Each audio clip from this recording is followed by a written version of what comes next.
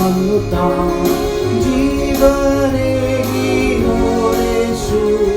ഭൂവിൽ തിരികെ വരും. വേഗമേശു രക്ഷകനാഗമിച്ചിടും മേഘമതാം വാഹനേ. വേഗമേശു രക്ഷകനാഗമിച്ചിടും മേഘമതാം വാഹനേ. ദൈവനാമത്തിന് മഹത്വമുണ്ടാകട്ടെ. ഇന്നത്തെ പ്രഭാത ധ്യാനത്തിനായി 40-ാം സങ്കീർത്തനം 3-ാം വാക്യം. അവൻ എൻ്റെ വായിൽ പുതിയൊരു പാട്ട് തന്നു, നമ്മുടെ ദൈവത്തിന് സ്തുതി തന്നെ.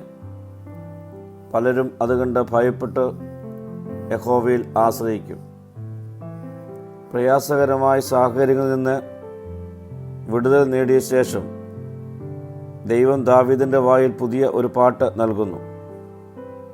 ദൈവത്തോടുള്ള സ്തുതിയുടെ സാക്ഷ്യം മറ്റുള്ളവരെ കർത്താവിലേക്ക് നയിക്കുന്നു. രക്ഷയുടെ വ്യക്തിപരമായ സന്തോഷത്തെയും മറ്റുള്ളവർക്ക് അതിൻ്റെ പരസ്യ സാക്ഷ്യത്തെയും ഈ വാക്യം എടുത്ത് കാണിക്കുന്നുണ്ട്. ദൈവം പാട്ട് നൽകുന്നവനാണ്. നിരാശയുടെയും പാപത്തിൻ്റെയും ദുരിതത്തിൻ്റെയും കുഴിയിൽ നിന്നുള്ള മോചനത്തിൻ്റെ നേരിട്ടുള്ള ഫലമാണ് ഈ പാട്ട്. ഒരു പുതിയ ഗാനത്തിൽ നിന്ന് വരുന്ന സ്തുതി ലോകത്തിന് ശക്തമായ ഒരു സാക്ഷ്യമായി പ്രതിഫലിക്കുന്നു.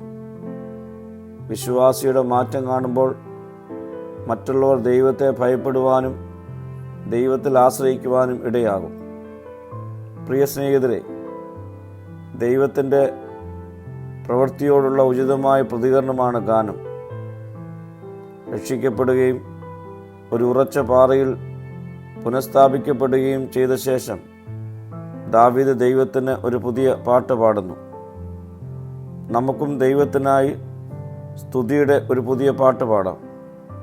അത് അനേകർക്ക് ദൈവത്തെ ഭയപ്പെടുവാനും ദൈവത്തിൽ ആശ്രയിക്കുവാനും ഇടയായി തീരട്ടെ.